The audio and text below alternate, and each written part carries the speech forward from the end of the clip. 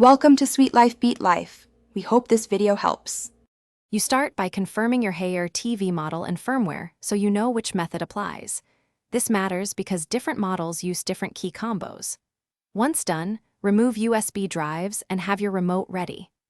Now power off the TV fully, wait 10 seconds, and use the documented key combination, usually holding volume down plus power or menu during startup, to attempt exit. This first step forces the boot sequence to recognize normal mode instead of safe mode, which is often a temporary boot state.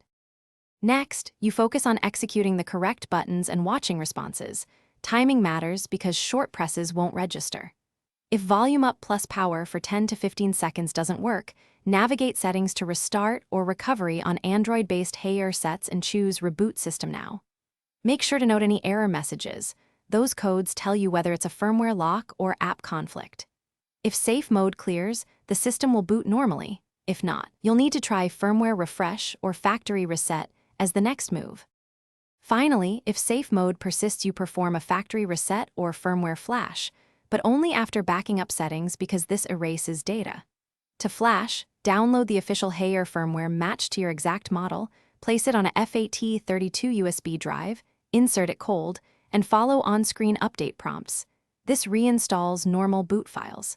Make sure to reconnect devices after confirming normal boot. If nothing works, one key troubleshooting tip: test the TV on a different power outlet and unplug.